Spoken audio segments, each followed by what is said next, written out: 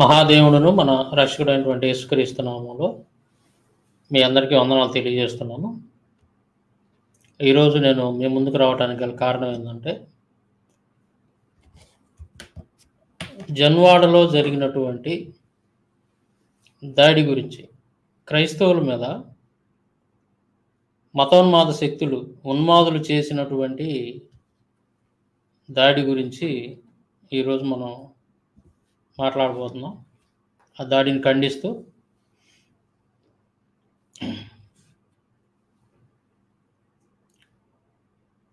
నిన్నటి నుంచి మనం చూస్తూ ఉన్నాం సోషల్ మీడియాలో మతోన్మాదులు ఏ విధంగా అక్కడ మారణ హోమం సృష్టించే విధంగా ఎలా ప్రయత్నించారు.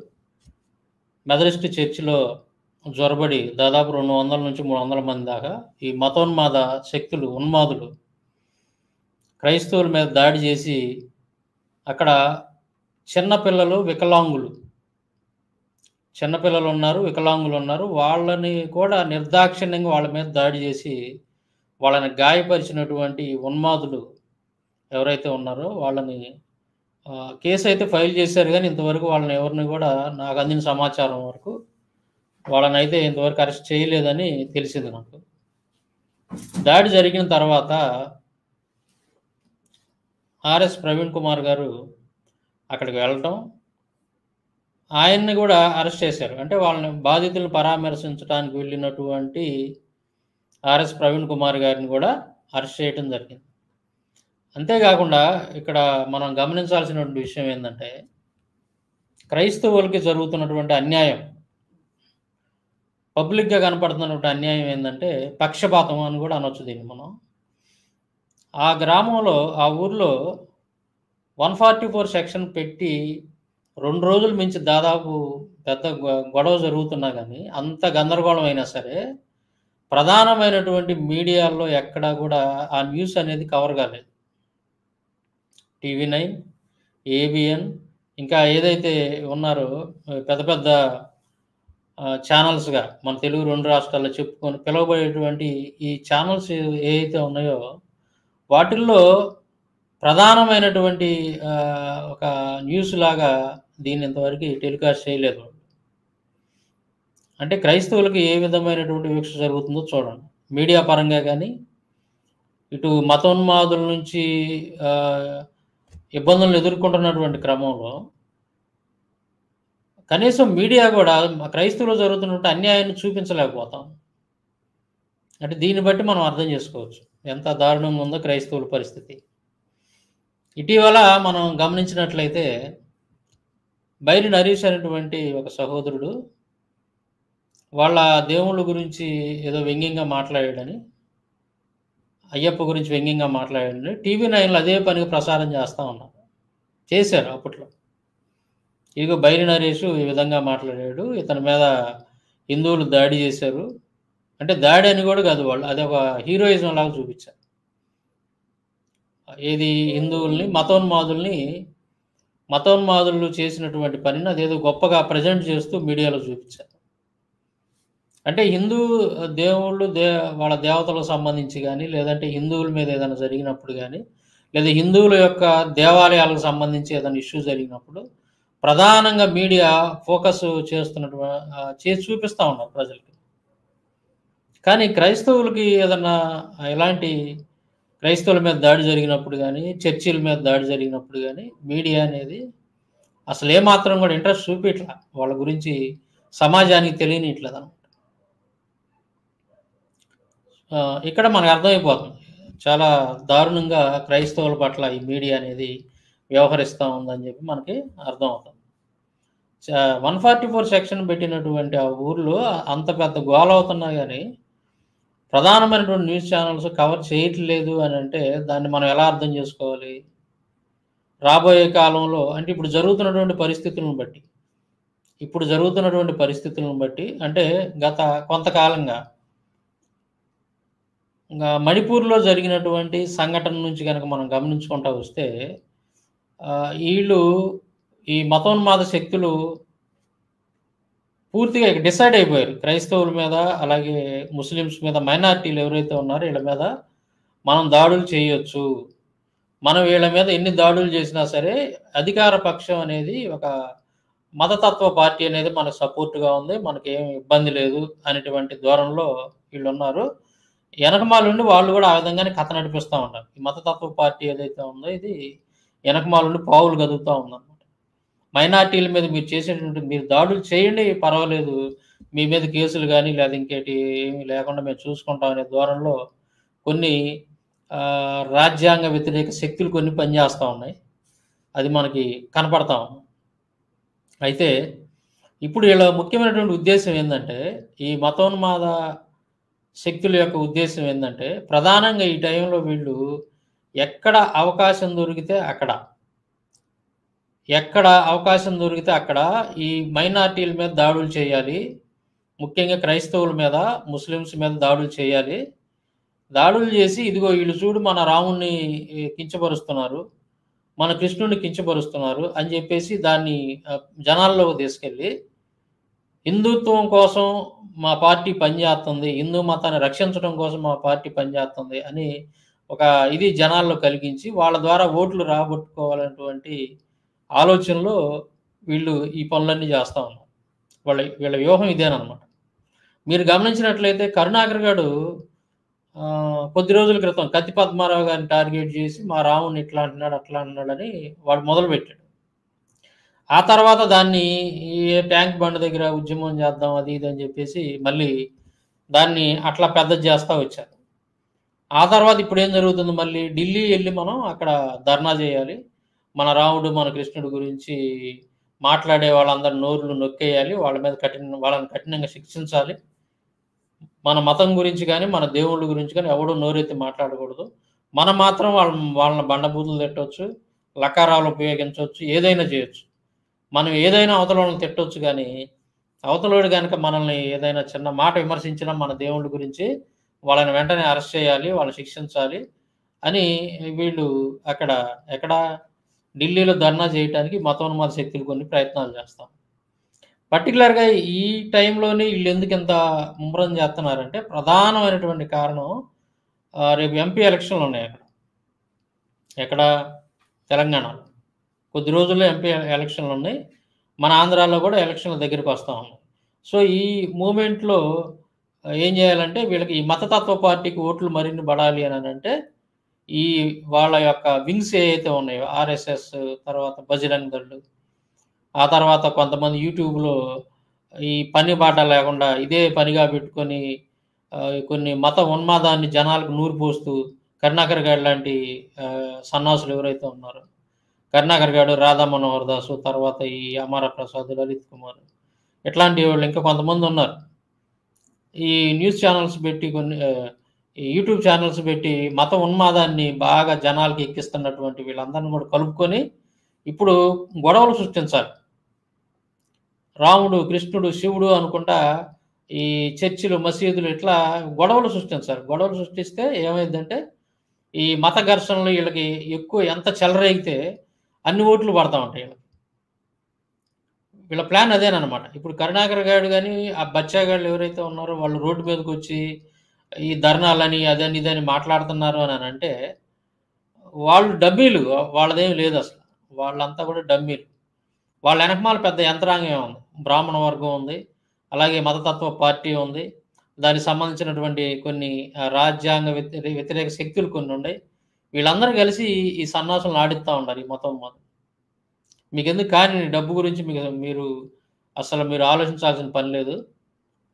మీరు రోడ్డెక్కి మత విద్వేషాలు రెచ్చగొడితే చాలు. మిగతాయన్నీ మేము చూసుకుంటామని రెచ్చగొట్టి పంపుతున్నటువంటి వీళ్ళ వెనకమాల ఉన్నటువంటి కొన్ని వర్గాలు పనిచేస్తాం. పర్టికులర్‌గా ఈ టైంలో చేస్తారు వీళ్ళు. ఇట్లా గొడవలు చేస్తారు. ఎలక్షన్‌లు అయిపోయేదాకా మాత్రం ఇలాగే గొడవలు చేస్తారు వీళ్ళు.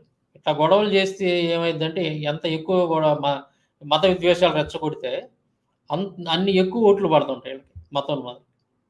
సో, ఆ క్రమంలో ఏం చేస్తున్నారంటే వీళ్ళు ఎక్కడ అవకాశం దొరికితే అక్కడ చర్చెస్‌లో గాని, ఇంకా క్రైస్తవుల మీద, ముస్లిమ్స్ మీద ఎక్కడ అవకాశం దొరికితే అక్కడ గొడవలు చేయటానికి సిద్ధంగా ఉన్నారు.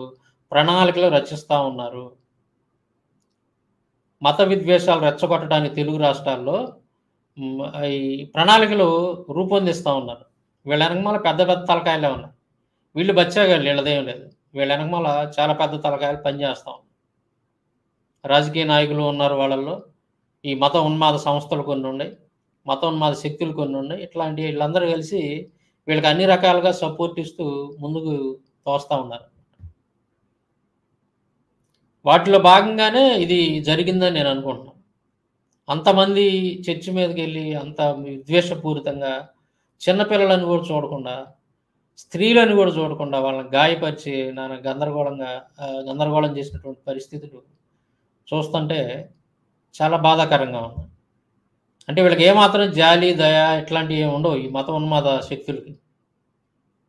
అవసరమైతే చంపటానికి కూడా వెనకాడరు. వీళ్ళు ఏందంటే వీళ్ళు ఫాలో అవుతున్నటువంటి గ్రంథాలు ఏవైతే ఉన్నాయో వాటిలో అదే ఉంటది. వాళ్ళ దేవుడు చెబుతాడు నేను చంపడానికే వచ్చానంటాడు. వాళ్ళ దేవుడు ఏం చెప్తాడంటే నేను చంపటానికే అవతారాలు ఎత్తున్నానని చెబుతాడు. నేను చంపటానికే ఇన్ని అవతారాలు తీసుకున్నానని చెప్తాడు. అదేవిధంగా అవతారాల్లో అన్యాయంగా ఇతరులను చంపినటువంటి సందర్భాలు మనం చాలా చూస్తాం. కాబట్టి మనం చేయాల్సినటువంటి పని ఏంది? ఇప్పుడు మనం ఆలోచించాల్సింది ఏందంటే, గత కొద్ది రోజులుగా మణిపూర్ సంఘటన నుంచి గనక మనం చూసినట్లయితే ఏం జరుగుతుంది? క్రైస్తవుల పట్ల ఈ మత ఉన్మాద శక్తులు వాళ్ళ ప్లాన్ ఏంటి? వాళ్ళు ఏ విధంగా ముందుకొస్తా ఉన్నారు? మనం ఏ విధంగా మనం వ్యూహాత్మకంగా ముందుకెళ్ళాలి అనేది క్రైస్తవులు వాళ్ళు చేయాల్సినటువంటి పని రాబోయే రోజుల్లో. ఆలోచించుకోవాలి. క్రైస్తవులు ఇదివరకిట్లాగా ఉండకూడదు. నేను ఫస్ట్ నుంచి చెప్తా ఉన్నాను. నేను గత 6, 7 సంవత్సరాల నుంచి ఫస్ట్ ఫీల్డ్‌లోకెళ్ళి వర్క్ చేసి క్రైస్తవులు పాస్టర్లందరిని కూడా ఒక చోట గ్యాదర్ చేసి దాదాపు సంవత్సరం పాటు తిరిగాను నేను. అయితే వాళ్ళల్లో కొంతమంది యాక్సెప్ట్ చేస్తున్నారు గానీ, ఎక్కువ శాతం 90% క్రైస్తవులు గానీ, పాస్టర్లు గానీ ఎలా ఉన్నారంటే, మనం కేవలం ప్రార్థన చేస్తే చాలు. ఇంట్లోకెళ్ళి తలుపేసుకొని ప్రార్థన చేస్తే చాలు. మొత్తం మిగతాదంతా దేవుడు చూసుకుంటాడు. మనం ఎటువంటి పని చేయాల్సిన పని లేదు. ఇలాంటి విషయాల్లో మనం దూర్చాల్సిన పని లేదు. దేవుడే చూసుకుంటాడు అనేటువంటి ధోరణిలో క్రైస్తవులున్నారు. అది తప్పది. అది కరెక్ట్ కాదు. కేవలం ప్రార్థన ఒక్కటే కాదు. అంటే ప్రార్థన చెయ్యాలి. కంపల్సరీ క్రైస్తవుడు జరుగుతున్నటువంటి పరిణామాలు, ఈ పరిస్థితుల నిమిత్తం దేవుడికి ప్రార్థన చేయాలి. కేవలం ప్రార్థన ఒక్కటే చేస్తే సరిపోదు. పని కూడా చేయాలి. అది గుర్తుపెట్టుకోవాలి. ఇప్పుడు మీరు గమనించినట్లయితే ఈ మతోన్మాద శక్తులు ఏవైతే ఉన్నాయో వీళ్ళు కొన్ని సంస్థలను ఏర్పాటు చేసుకున్నారు. కొన్ని సంస్థలను డెవలప్ చేశారు బాగా. ఉదాహరణకు మనం చూస్తే ఆర్ఎస్ఎస్, బజరంగ దళ్ ఇట్లాంటి ఇంకా కొన్ని హిందూ వాహిని అని ఇంకా కొన్ని ఉన్నాయి. వీళ్ళు ఈ సంస్థల ద్వారా ఏం చేస్తుంటారు? వీళ్ళు చేసే పని ఏందనంటే క్యాంపులు నిర్వహిస్తారు వీళ్ళు. కొన్ని ప్రాంతాల్లో ముఖ్యంగా తీర ప్రాంతాల్లో గానీ, కొన్ని ఏరియాల్లో సీక్రెట్‌గా క్యాంపులు నిర్వహిస్తారు. క్యాంపులు నిర్వహించి యువకులు ఎవరైతే ఉంటారో ఆ యువకులందరిని కూడా ఒకచోట సమావేశపరిచి, ఇదిగో మన మతం మీద దాడి జరుగుతుంది. మనం మన దేశాన్ని రక్షించుకోవాలి. అంటే ఏంది? వీళ్ళ ఉద్దేశంలో దేశాన్ని రక్షించుకోవాలి అనంటే ఏంటి అర్థం? మన హిందూ మతాన్ని మనం రక్షించుకోవాలి. దేశాన్ని రక్షించుకోవాలంటే అర్థం ఏంది? వీళ్ళ ఉద్దేశం ప్రకారం హిందూ మతంలో ఉన్నటువంటి వాడెవడు కూడా క్రిస్టియన్‌గా గానీ, ముస్లింగా గానీ మారకూడదు. ఇది వీళ్ళ ఉద్దేశం. ఇట్లా కొన్ని క్యాంపులనేవి నడుస్తా ఉండాయి కొంతకాలం నుంచి. మనం ముద్దు నిద్రపోతున్నాం గానీ, ఈ సైతాన్ అనేది వాళ్ళు చేసే పని సైతాన్ అనేది ఇలాంటి మతోన్మాదులను ఉపయోగించుకొని చేసే పనైతే నిమ్మళంగా చేసుకుంటా వెళ్తాం.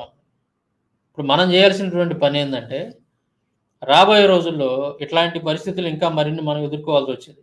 మనకు అర్థమవుతాం. ఖచ్చితంగా. మనం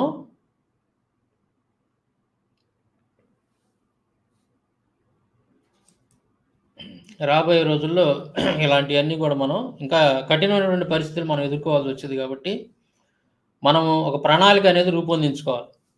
ఖచ్చితంగా మనకు కూడా కొన్ని సంస్థలుండాలి. ఆ సంస్థలు కేవలం పేరుకు మాత్రమే కాదు, యాక్టివిటీస్‌లో పాల్గొనే విధంగా ఉండాలి. ఏమేం చేయాలి మనం? ఇప్పుడు వాళ్ళు ఏ విధంగా మూవ్ అవుతున్నారు మన మీదకి? మనం ఏ విధంగా వాటిని ఎదుర్కోవాలి అనేది కొన్ని ప్రణాళికలనేది రచించుకోవాలి. ఖచ్చితంగా క్రైస్తవులకు సంబంధించి ఒక ఆర్మీ అనేది కంపల్సరీగా ఉండాలి. ఎక్కడ ఏ ఇబ్బంది జరిగినా సరే ఒక 1000, 2000 మంది పోయి అక్కడ వాలేటట్టుగా ఉండాలి. ఇప్పుడు ఉదాహరణకి జెన్వాడలో జరిగినటువంటి సంఘటన ఏదైతే ఉందో, అక్కడ ఆ చుట్టుపక్కల ఉన్నటువంటి క్రైస్తవులు కొంతమంది అక్కడ వెళ్ళి అక్కడ వాళ్ళు నిరసన తెలియజేశారు. ఆహ్, అది సంతోషించదగ్గ విషయమే. ఇదివరకే అటువంటి పరిస్థితి లేదు. ఒక 5, 6 సంవత్సరాల ముందు ఇంత అవేర్‌నెస్ లేదు క్రైస్తవులు. గడిచిన కొద్ది రోజుల నుంచి గనక మనం చూస్తా ఉంటే ఆహ్, కొంచెం అవేర్‌నెస్ అనేది కనపడుతుంది క్రైస్తవుల్లో. ఇంకా రావాలి. ఇంకా రావాలి. ఇంకా ఎక్కువ మంది ఒక ఆర్మీ లాంటిది తయారు చేయాలి మనం గూడా. ఇప్పుడు వాళ్ళు ఏ విధంగా అయితే ఆర్ఎస్ఎస్, బజరంగ దళ్ ఇట్లాగా తయారు చేసుకున్నారో, అయితే వాళ్ళలాగా మనం దుర్మార్గమైనటువంటి పనులు, లేదా సంఘ విద్రోహం పైనటువంటి పనులు ఏవైతే ఉన్నాయో అవన్నీ గూడా మనం అలాంటివి చేయం గానీ, ఖచ్చితంగా మనల్ని మనం ప్రొటెక్ట్ జేసుకోవడానికి అవసరమైతే మంచి పనులు చేద్దాం మనం. వాళ్ళు దేశానికి నష్టం చేసే పనులు మతోన్మాదులు చేస్తుంటే, మనం దేశానికి మేలు చేసేటువంటి పనులు కొన్ని యాక్టివిటీ చేయొచ్చు మనం. అట్ ద సేమ్ టైమ్ ముఖ్యంగా మనమేందంటే, మన ప్రొటెక్ట్ చేసుకోవడానికి, మన క్రైస్తవులునికి ముఖ్యంగా మన కమ్యూనిటీకి ఒక రక్షణగా ఉండటానికి దీనికి సంబంధించి కొన్ని ప్రణాళికలు మనం ఖచ్చితంగా రూపొందించుకోవాలి. ఒక ఏదైనా ఇష్యూ జరిగినప్పుడు స్వచ్ఛందంగా వాళ్ళ తరపున కోర్ట్‌లో గాని అట్లాగా వాదించేటట్టుగా కొంతమంది లాయర్‌లుండాలి. దాన్ని మెయింటైన్ చేసేటువంటి ఒక వర్గం ఉండాలి. అదే విధంగా నిరసన తెలియజేయటానికి అక్కడేదైనా ఇబ్బంది జరిగినప్పుడు దాదాపు ఒక 1000-2000 మంది, 3000 మంది అట్లా ఎక్కడ ఇష్యూ జరిగితే అక్కడ పోయి వాలేటట్టుగా ఉండాలి. సంస్థలు ఎన్నైనా ఉండొచ్చు. ఎన్ని సంస్థలైనా ఉండొచ్చు. అంతర్గతంగా వాళ్ళ మధ్య ఏదన్నా ఉండొచ్చు గానీ మన మధ్య. ఇష్యూ జరిగినప్పుడు మాత్రం అందరూ ఏకం అవ్వాలి. అందరూ ఒకటవ్వాలి. అందరూ ఒకటై రోడ్డు మీదకెళ్ళాలి. అందరూ ఒకటయ్యి జరుగుతున్నటువంటి అన్యాయాన్ని ప్రశ్నించాలి. ఈ విధంగా ఖచ్చితంగా ఒక ప్రణాళిక అనేది మనం రూపొందించుకుంటే తప్ప, రాబోయే రోజుల్లో మనం వీటన్నిటిని ధీటుగా ఎదుర్కోగలుగుతాం. అలా కాకుండా ఎప్పట్లాగా మనం ముద్దు నిద్రపోతా ఉంటే, ఏదో ఆ ఇష్యూ జరిగినప్పుడు మాత్రం హడావుడి చేసి 2 రోజులు ఏదో గందరగోళం చేసి తర్వాత ఎవరి పాటికి వాళ్ళ ఇంట్లో ఉంటే కుదిరేది కాదు. ఒక భయం అనేది ఉండాలి వాళ్ళకి కూడా, అవతల వాళ్ళకి. ఖచ్చితంగా ఉండాలి. నేనెప్పుడు చెప్తా ఉంటా ఏందంటే, ఇప్పుడు మనం దారిన ఎళ్తున్నప్పుడు ఒక కుక్క అనేది ఏదన్నా కుక్క ఎమ్మటబడిందనుకో, మన మీదకొచ్చినప్పుడు మనం పరిగెత్తా ఉంటే అది ఎంత దూరమైనా పరిగెత్తుద్ది. దానికి అలుసైద్దింకా. మనం దానికి భయపడి గనక పారిపోతా ఉన్నామంటే అది మనల్ని తరుముకుంటూ వచ్చిద్ది. కరిసిద్ది కూడా పైన పెట్టి. అది మన మీదకొస్తున్నప్పుడు మనం కిందకు వంగి ఒక రాయి ఒకటి తీసుకోండి మీరు. రాయి తీసుకొని దాని మీద ఎయటానికి ప్రయత్నించండి. అది నీ మీదకొచ్చిద్దేమో చూద్దాం. రాదు. ఆగిపోద్ది అదక్కడ. అంటే కొట్టేవాడిని చూస్తే భయం. అవతల వాడు ఊరుకోడురా, వాడి మీదకి పోతే వాడు ఏదన్నా జేస్తాడనేటువంటి భయం అనేది ఉంటే, ఇట్లాంటి దాడులు జరగవు క్రైస్తవులకు. మొదటి నుంచి కూడా మనోళ్ళు ఏం చేశారంటే, గత 50 సంవత్సరాలు, ఒక 60 సంవత్సరాల నుంచి క్రైస్తవుడంటే ఎలాగుండాలి, కొన్ని లక్షణాలు చెప్పి ఒక చట్రంలో బిగిచ్చేశారు క్రైస్తవం. దాని ఫలితం ఈరోజు అనుభవిస్తున్నాం. క్రైస్తవుడంటే మౌనంగా ఉండాలి. క్రైస్తవుడంటే నోరు తెరవకూడదు. క్రైస్తవుడంటే అవతలోడు ఏదో కొడుతున్నా సరే నోరు మూసుకొని కొట్టించుకోవాలి. కనీసం చెయ్యి కూడా అడ్డం పెట్టకూడదు. వాడు కొట్టేటప్పుడు నువ్వు కనీసం చెయ్యి కూడా అడ్డం పెట్టకూడదు. అలా అడ్డం పెట్టినా గానీ అది పాపమే. క్రైస్తవుడైనటువంటి పోలీస్ స్టేషన్‌కెళ్ళకూడదు. పోలీస్ స్టేషన్ మెట్లెక్కకూడదు. కోర్టు మెట్లెక్కకూడదు. ఇయన్నీ చేసావంటే నువ్వు నరకానికి పోతావు. అంటే ఒక రకంగా ఇలాంటి ధోరణిలోకి తీసుకొని పోయారు క్రైస్తవులు. దాంట్లో నుంచి ఇప్పుడిప్పుడే కొద్ది కొద్దిగా బయటపడతా ఉన్నారు క్రైస్తవులు. అలాంటి ధోరణిలో పోవటం వల్ల ఏమవుతుందంటే ఆహ్, ఇక క్రైస్తవుడు అనేటువంటి వాడు ఇలాంటి ధోరణిలో ఉండబట్టి అవతలోడికి బాగా అలుసైపోయింది. మతోన్మాదులకి ఏంది ఇప్పుడు క్రైస్తవుడురా వాడంటే, ఆ! క్రైస్తవుడా? వాడిని కొట్టినా గాని ఏం గాదు. మన కోసం ఇంకా వాడు ప్రార్థన జేస్తాడు. ఆడి మీద మనం దాడి జేయొచ్చు. నిర్భయంగా దాడి జేయొచ్చు వాడి మీద, క్రైస్తవుడి మీద. మనకేం ఇబ్బందేం లేదు. వాడు మన జోలికి రాడు. కనీసం కేసు పెట్టడు. ఏందని గూడా అనడు. అంటే మన మంచితనం అనేది అవతలోడు చేతగానితనంగా తీసుకుంటా ఉన్నాడు. నేను చెప్పేది ఏందంటే ఇప్పుడు దాకా నేను చెప్పినటువంటి మాటల సారాంశం ఏందంటే, అవతల వాడు కొట్టడానికి మన మీదకు వచ్చినప్పుడు కనీసం చెయ్యి అన్న అడ్డం పెట్టాలి. తప్పించుకునే ప్రయత్నం చేయాలి. వాడిని తిరిగి కొట్టకపోయినా నువ్వు కనీసం తప్పించుకునే ప్రయత్నం ఏది? వాడిని బెదిరించేటటువంటి ప్రయత్నం అన్నా నువ్వు చేయకపోతే ఎట్లాగా? అది నేను చెప్పేది. సో, రాబోయే రోజుల్లో ఖచ్చితంగా మనకి క్రైస్తవులకు సంబంధించి ఒక ఆర్మీ అనేది మనం తయారు చేసుకోవాల్సినటువంటి అవసరత అయితే ఉంది. దీనికి సంబంధించి ఏదైనా మన మీద ఏదైనా కేసులు పడ్డప్పుడు గాని, లేదా మన మీద ఎవరైనా దాడి చేసినప్పుడు వాళ్ళ మీద కేసులు పెట్టేటటువంటి పరిస్థితి వచ్చినప్పుడు గాని, మన సలహాలు ఇవ్వటానికి, అలాగే మన తరపున కోర్టులో వాదించడానికి ఒక లాయర్‌లు కొంతమంది ఉండాలి మన తరపున. వాళ్ళని మనం ఏర్పాటు చేసుకోవాలి. అలా చేయాలంటే ఏం చేయాలి? దానికి సంబంధించి మనం ఎవరిని కలవాలి? ఎట్లాగా దాన్ని డెవలప్ చేసుకోవాలనేది ఖచ్చితంగా ఇక నుంచైనా ఆలోచించాలి మనం ఈ విధంగా. అదొకటి మనకుండాలి. తర్వాత ఎవరైతే ఇప్పటివరకు మనవాళ్ళు ముందుకెళ్ళి ఫీల్డ్‌లోకెళ్ళి వర్క్ చేస్తున్నటువంటి సహోదరులు ఎవరైతే ఉన్నారో వాళ్ళందరికి కూడా మనం సపోర్ట్ చేయాలి. వాళ్ళు వాళ్ళు ముందుకెళ్ళే విధంగా, ఎటువంటి ఇబ్బందులు లేకుండా ముందుకెళ్ళి పనిచేసే విధంగా వాళ్ళకి మనం కొంచెం సపోర్ట్ చేయాలి. వాళ్ళకి కావాల్సినటువంటి వనరులు మనం సమకూర్చాలి. అట్లా చేయాలంటే ఏం చేయాలి? తర్వాత మనకంటూ ఒక ఆర్మీ అనేది ఉండాలి. దానికి ఒక ట్రైనింగ్ అనేది ఉండాలి. అవసరమైతే దానికి ఒక యూనిఫార్మ్ ఉండాలి. కోడ్ ఉండాలి. ఒక్కొక్క ప్రాంతంలో కొంతమంది. ఫస్ట్ జిల్లాల వారీగా తీసుకోవచ్చు మనం. ఒకేసారి గుంపులుగా కాకుండా కొంతమందిని తయారు చేసుకొని చిన్నంగా వాళ్ళని డెవలప్ చేసుకుంటూ ఎళ్ళొచ్చు మనం.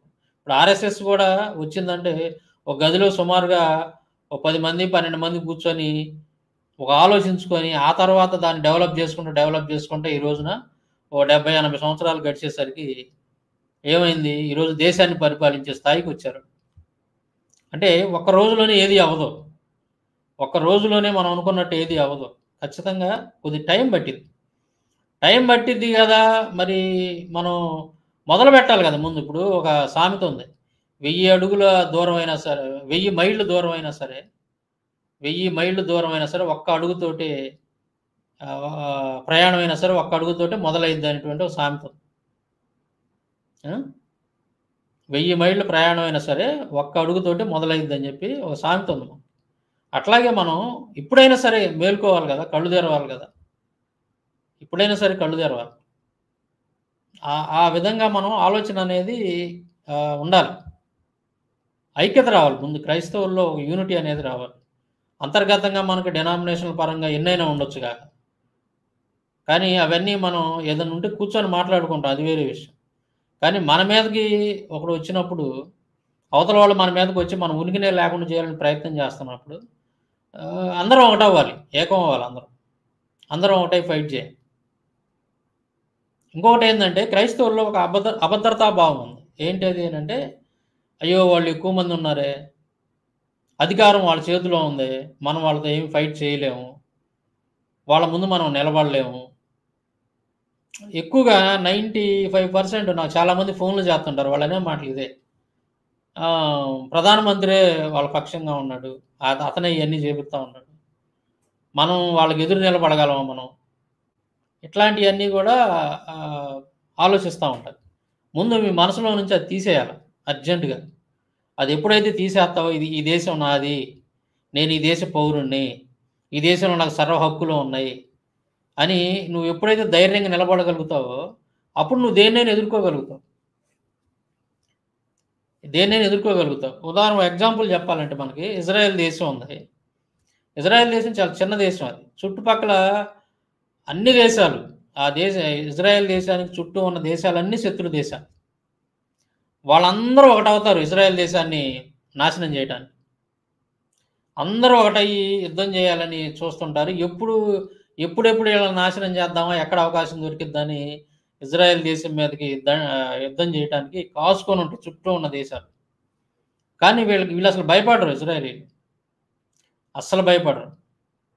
వాళ్ళు చావో రేవో అన్నట్టుగా ఫైట్ చేయడానికి ఎప్పుడు రెడీగా ముందుంటారు.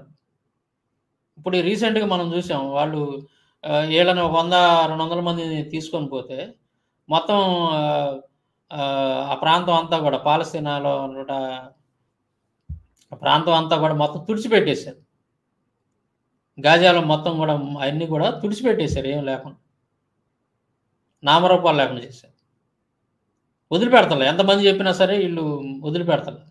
చుట్టూ ఉన్న దేశాలన్నీ బెదిరిస్తా ఉన్నాయి. మీరు గనక వాళ్ళ దేశం వాళ్ళు హమాస్ ఉగ్రవాదుల దగ్గరికి గనక మీరెళ్లారంటే, వాళ్ళు మీరేదన్నా నాశనం చేశారంటే మాత్రం మిమ్మల్ని మేము యుద్ధం చేస్తాం మీ మీద అని చెప్పి చుట్టుపక్కల ఉన్న శత్రు దేశాలన్నీ కూడా ఇజ్రాయెల్ దేశాన్ని బెదిరిస్తా ఉంటాయి. కానీ వాళ్ళు అసల లెక్క కూడా చేయట్లేదు.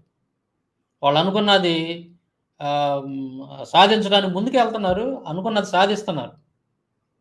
హమాస్ ఉగ్రవాదుల్ని మొత్తాన్ని నాశనం తుడిచిపెట్టేస్తాం అనేవాళ్ళు ఏదైతే ఒక శపథం చేసి ముందుకెళ్లారో, ఎన్ని కష్టాలు, నష్టాలు ఎదురైనా సరే ఎక్కడ ఒక్క అడుగు కూడా వెనకేయకుండా వాళ్ళనుకున్నది సాధిస్తున్నారు. ఎందుకు ఆ విధంగా ఎలా చేయగలిగారు వాళ్ళంటే వాళ్ళకంత ధైర్యం వాళ్ళకి. ధైర్యం. దేవుడున్నాడు మా పక్షాన అనేటువంటి ఒక నమ్మకం కూడా ఉంది వాళ్ళకి. నేననేది కూడా అదే. ఇప్పుడు మనం క్రైస్తవులం, మనం జీవం కలిగినటువంటి నిజమైనటువంటి దేవుడిని మనం నమ్ముతున్నాం. మన పక్షంగా దేవుడున్నాడు. మనం అవతల వాళ్ళని చూసి ఎందుకు భయపడాలి? వాళ్ళు పరిపాలన చేసి పెద్ద రాజులు అవ్వచ్చు గాక, మనం ఎందుకు భయపడాలి వాళ్ళకి? దావీదు అలా భయపడి ఉంటే వాడు నాకంటే చాలా ఎత్తుగా ఉన్నాడు, బలంగా ఉన్నాడు, కండలు బాగా బలిష్టంగా ఉన్నాడు, కండలు తీరుండాడు. వాడిని నేను చంపగలుగుతానా అనేటువంటి ఒక సందేహం దావీదులో ఉంటే ఆ గొల్యాతుని చంపేవాడు కాదు. యుద్ధం యెహోవాదే అన్నాడు. దేవుడి మీద భారం వేశాడు, వెళ్ళాడు, విజయం సాధించాడు. అట్లాగే మనం కూడా క్రైస్తవులం కూడా దేనికి భయపడాల్సినటువంటి అవసరం లేదు. భయపడకూడదు. మనలో ఉన్నటువంటి అభద్రతా భావం ముందు దాన్ని బయట పారేయండి, విసిరేయండి బయట. ఎక్కువ మంది క్రైస్తవులు నేను గమనించింది ఏంటంటే, అవతల వాళ్ళు వాళ్ళు మెజారిటీ ఎక్కువ ఉన్నారు. ఈ దేశాన్ని వాళ్ళే పరిపాలన చేస్తూ ఉన్నారు. కాబట్టి మనం ఎదురు తిరిగితేనో లేదో వాళ్ళకి ఎదిరించి మాట్లాడితేనో మనల్ని ఏమైనా చేస్తారేమో, మనల్ని చంపుతారేమో అంటే ఒక భయం. ముందు మనం ఆ భయాన్ని తీసి పక్కనేయాలి. ఖచ్చితంగా రాబోయే రోజుల్లో మనం ఒక ప్రణాళికాబద్ధంగా, ఒక ప్రణాళిక ప్రకారం గనక ముందుకు వెళ్ళలేదు అని అంటే, ఎప్పటిలాగే మనం ముద్దు నిద్ర గనక పోతా ఉంటే, ఇంకా మరిన్ని ఇలాంటి సంఘటనలు మనం ఫేస్ చేయాల్సి వచ్చింది. ఇప్పటికే కొంత అవేర్‌నెస్ వచ్చింది క్రైస్తవుల్లో. కొంచెం ఆలోచించాలి. ఎక్కడికక్కడ నాయకులు అనేవాళ్ళు లేరు మనకి. క్రైస్తవుల్లో నిస్వార్థంగా పనిచేసినటువంటి నాయకులు అనేటువంటి వాళ్ళు ఎక్కువ మంది లేరు. చాలా తక్కువ. నాయకత్వం కావాలి మనకి. నిస్వార్థంగా పనిచేసిన పోరాట పటిమ కలిగినటువంటి నాయకులు ఎక్కువ మంది రావాలి మన క్రైస్తవులు. ఎక్కువ మంది రావాలి. అప్పుడే ఇలాంటియన్నీ కూడా జరగకుండా మనం అడ్డుకోగలుగుతాం. చాలా బాధాకరం. ఈ సంఘటన ఏదైతే ఉందో జన్వాడలో జరిగినటువంటి సంఘటన. వాళ్ళని రక్తం వచ్చేదాకా అసలు చాలా దారుణంగా కొట్టేశారు. హాస్పిటల్‌లో పడిన అవన్నీ చూస్తుంటే మీరంతా వాట్సాప్‌లో చూసే ఉంటారు. ఆ ఫోటోస్, ఆ వీడియోస్ అన్నీ కూడా. చాలా దారుణంగా. అట్లాగా జరిగిద్ది ఇంకా. ఇప్పుడేందంటే ఒక చోట జరిగినప్పుడు మనం సైలెంట్‌గా ఉన్నామనుకోండి వాళ్ళ మీద యాక్షన్ తీసుకోకుండా, ఇంక అదే కంటిన్యూ అవుతాం. అరే! పలానా ఊర్లో క్రైస్తవులు చర్చి మీదకెళ్ళి దాడి చేసాం, వాళ్ళని కొట్టాము. మన మీద ఏం కేసులు పెట్టలేదు, మన జోలికి ఎవడు రాలేదు. కాబట్టి ఇంక మనకేం ఇబ్బందేం లేదు. మనం మిగతా వాళ్ళని కూడా అలాగే కొట్టేయొచ్చు అనేటువంటి ఆలోచన వాళ్ళకెళ్ళిపోతుంది. మనం ఆ ఛాన్స్ అనేది వాళ్ళకి ఇవ్వకూడదు. ఖచ్చితంగా దీన్ని పర్యవేక్షించాలి. ఆ దగ్గర ఉన్నటువంటి వాళ్ళు ఎవరైతే ఉన్నారో, క్రైస్తవ సంఘాలు ఎవరైతే ఉన్నారో, వాళ్ళంతా కూడా దీన్ని పర్యవేక్షించాలి. ఈ కేసులో ఇన్వాల్వ్ అయినటువంటి ఆ మతోన్మాదులందరి మీద కూడా కేసులు ఫైల్ అయినాయా లేదా? వాళ్ళని అరెస్ట్ చేశారా లేదా? అరెస్ట్ చేసి జైలుకి పంపిన దాకా మాత్రం నిద్రపోకూడదు. ఖచ్చితంగా ఫైట్ చేయాలి దానికోసం. అది. తర్వాత వీళ్ళ వ్యవహారం ఎలాగుంటదంటే మతోన్మాదుల వ్యవహారం, ఎలక్షన్ మూవ్‌మెంట్‌లో ఏదో ఒకటి అలజడి సృష్టిస్తారు. మొన్న మనం చూసాం. ఏంటిది 'కాశ్మీరీ ఫైల్స్' అని చెప్పేసి ఒక మూవీని ఏదో తీశారు. అన్నీ అబద్ధాలే దాంట్లో. నిజాలేం లేవు. అంటే హిందువుల మీద ఏదో దాడి జరిగింది పూర్వకాలంలో. గతంలో ఏదో దాడి జరిగింది. కాబట్టి చూడండి ఎంత భయంకరంగా మన వాళ్ళని ఇది చేశారు అని చెప్పేసి ఒక సానుభూతిని పొంది, ఆ సానుభూతి ద్వారా ఓట్లన్నిటిని గుంజుకోవడానికి మతతత్వ పార్టీ ప్లాన్ చేసింది. ఇప్పుడేం చేయాలి? ఇప్పుడు మన తెలుగు 2 రాష్ట్రాల్లో ఓట్లు సంపాదించడానికి ఏం ప్లాన్ చేశారు? ఇప్పుడు ఈ రజాకార్ ఫైల్స్ ఏదో ఉందో మూవీ ఒకటి ఏదో అది కూడా రెడీ చేశారు, రజాకార్ ఫైల్స్ అంట. అంటే ఏంది ఇప్పుడు దాంట్లో వీళ్ళు ఏం చూపిస్తారు, అక్కడ ఆ పోస్టర్ మీద కూడా ఒకటి లాంచ్ చేశారు వాళ్ళు. ఒక బ్రాహ్మణుడు ఒక ఈటి మీద ఇలా పనుకొని ఉన్నాడు. అంటే అతన్ని ఈటికి గుచ్చి నిలబెట్టారనమాట. ఒక బ్రాహ్మణుడికి వెనకమాల నుంచి ఈట పొడిచి ఇలా నిలబెట్టారు. పిల్లకి కూడా ఎలాడుతుంది కింద. వాల్ పోస్టర్ ఒకటి లాంచ్ చేశారు వాళ్ళు. బీజేపీ నాయకులు దాన్ని లాంచ్ చేసిన వాళ్ళు ముఖ్యమైనటువంటి వాళ్ళు. అంటే ఏం జరుగుతుందో చూడండి, ఒకసారి ఆలోచించండి. మత విద్వేషాలు రెచ్చగొట్టాలి. ఇదిగో మన హిందువుల మీద వాళ్ళు అప్పుడు దాడులు చేశారు. ఎవరో ముస్లిమ్స్ హిందూ మతాన్ని నాశనం చేయడానికి కుట్రలు పన్నారు. అంటే ఆడ జరిగింది ఒకటైతే దానికి ఇంకా 4 కల్పించి వీళ్ళు ఆ మూవీలో చూపిస్తారు. అక్కడ జరిగేది ఒకటి, దానికి ఇంకా 4 యాడ్ చేసి మసాలా దట్టించి ఆ మూవీలో చూపిస్తారు. ఒక సెంటిమెంట్ మ్యూజిక్ ఒకటి పెట్టి, అమ్మో మన హిందువులను ఈ రకంగా వీళ్ళు చిత్రహింసలు చేశారా. దాని వెనక ఉండేది మళ్ళీ బ్రాహ్మణులే, వాళ్ళని పెంచి పోషించేది మళ్ళీ ఈ మనువాదులే. ఆ కాలంలో అసలు చరిత్రను దాచిపెడతారు. కాశ్మీరీ ఫైల్స్, రజాకార్ ఫైల్స్, ఇంకా ఎన్ని ఫైల్స్ ఉన్నాయి. మత విద్వేషాలు రెచ్చగొట్టడానికి ఎన్ని ఫైల్స్ అయినా కానీ వాళ్ళు ఇట్లా మూవీస్ లాగా లేనిపోయిన అబద్ధాలు తీసి మత విద్వేషాలు రెచ్చగొట్టి ఓట్లని గుంజుకుంటూ ఉంటారు. వాళ్ళ ప్లాన్ అదే. మరి వీళ్ళు తీయొచ్చు కదా, ఇప్పుడు మరాఠా ఫైల్స్ అని తీయొచ్చు కదా ఒక మూవీ. మరాఠాలు పేష్వాల పాలనలో దళితుల మీద ఇంకా అణిచివేయబడినటువంటి ఈ వర్గాల మీద ఏ విధంగా దాడి జరిగింది, శూద్రుల మీద ఈ మనువాదులు, మతోన్మాదులు, బ్రాహ్మణులు చేసినటువంటి దాడుల గురించి మరాఠా ఫైల్స్ అని చెప్పేసి ఒక మూవీ తీయమని చూద్దాం, తీస్తారా? పోనీ అట్లాంటివి ఏమన్నా తీసి జనాల ముందు వీళ్ళకి కౌంటర్గా అలాంటి మూవీ ఒకటి తీయాలని చెప్పేసి ఈ కాంగ్రెస్ పార్టీ వాళ్ళకన్నా ఏమన్నా ఒక ఆలోచన వస్తాయి అట్టాటి అని అంటే వాళ్ళకి అన్ని తెలివితేటలు పట్టించుకోరు. అందుకే ఈ మతోన్మాదుల ఆటలు అనేవి సాగుతూ ఉన్నాయి. మతత్వ పార్టీలు ఒక ఆటలు సాగుతాం. మరాఠా ఫైల్స్లో శూద్రులు వేదాలు చదివితే వాళ్ళ నాలుకలు కోసారు. చరిత్రలో రాసింది స్పష్టంగా. డాక్టర్ బిఆర్ అంబేద్కర్ గారు కూడా రచనలు, ప్రసంగాలు వాల్యూమ్ నెంబర్ 12లో ఇది రాశాడు. నేను ఇంతకుముందు కూడా చదివి వినిపించాను గత వీడియోలో. శూద్రులు వేదాలు చదివితే వాళ్ళ నాలుగు కోసేయాలి. శూద్రులు వేదాలు కనుక వింటే వాళ్ళ చెవులో సీసం పోయాయి. అస్పృశ్యుడు, అతిశూద్రులుగా పిలువబడేటువంటి వాళ్ళు, ముఖ్యంగా దళితులు, వీళ్ళెవరు కూడా మంచి వస్త్రాలు కట్టుకోకూడదు, పైన చొక్కా దొడుక్కోకూడదు. వాళ్ళ స్త్రీలు ఎవరైతే ఉన్నారో దళిత స్త్రీలు వీళ్ళంతా కూడా వాళ్ళు పైన జాకెట్ వేసుకోకూడదు. ఇట్లా నీచంగా ప్రజల్ని, శూద్రుల్ని, అలాగే దళితుల్ని, వీళ్ళందరినీ మరాఠా పాలనలో నరకం చూపించారు వాళ్ళైతే.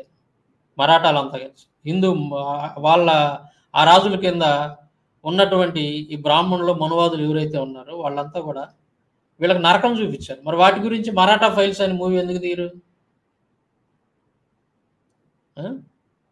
ఇంతకంటే ఘోరంగా చేశారు కదా వాళ్ళు. అవన్నీ కూడా కొన్ని సంవత్సరాల తరబడి, కొన్ని సంవత్సరాల నుంచి శూద్రుల్ని చాలా దారుణంగా, ఘోరంగా నరకాన్ని చూపించారు కదా ఈ మనువాదులు అందరూ కలిసి. వాటి మీద ఎందుకు తీరు? మనువాద ఫైల్స్ అని చెప్పి ఒక మూవీ తీయొచ్చుగా. అంటే ఏంటంటే ఈ టైంలో, ముఖ్యంగా ఎలక్షన్ టైంలో ఎక్కడ అవకాశం ఉంటే అక్కడ దాడులు చేసి మత విద్వేషాలు రెచ్చగొట్టి ఓట్లు దండుకోవాలి, ఓట్లు సంపాదించుకోవాలి, అధికారంలోకి రావాలి. అది వీళ్ళ ప్లాన్ అన్నమాట.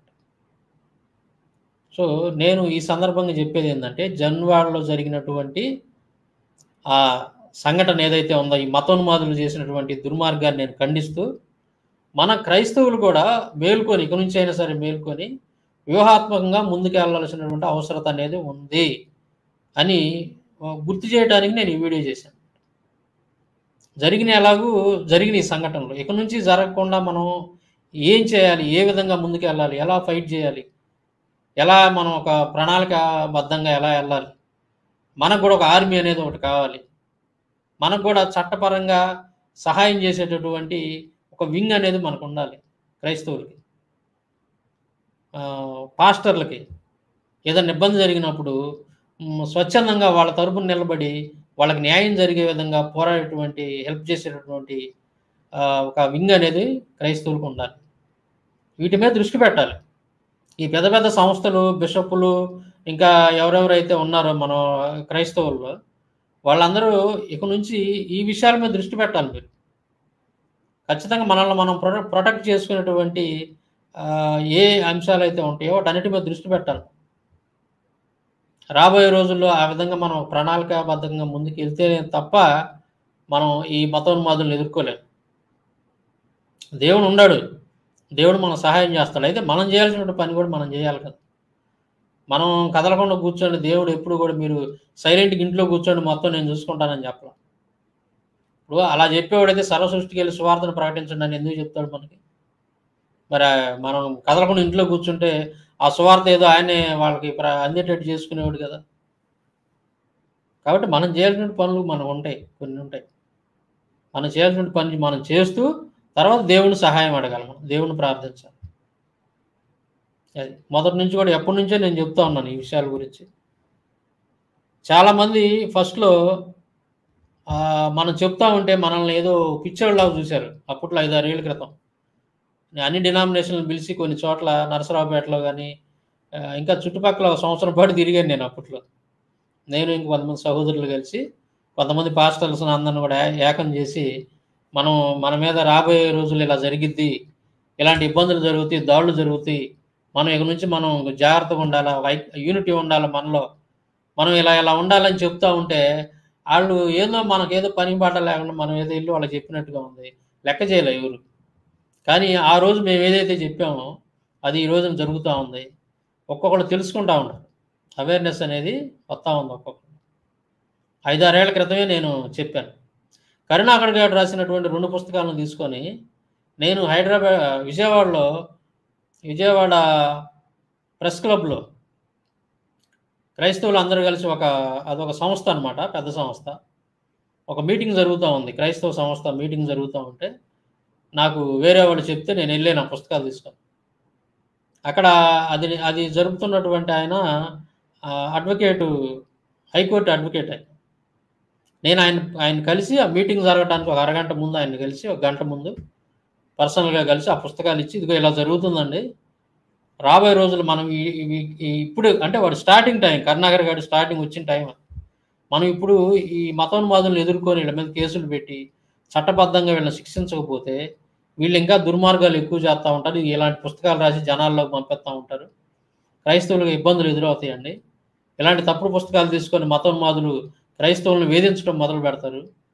కాబట్టి మనం ఇప్పుడు మొక్కగా ఉన్నప్పుడే దీన్ని మనం తుంచేసే ప్రయత్నం చేయాలి ఈ మతోన్మాదాన్నని నేను చెప్తే వాళ్ళు దాన్ని చాలా కేర్‌లెస్‌గా తీసుకున్నారు. సీరియస్‌గా తీసుకోవాలి.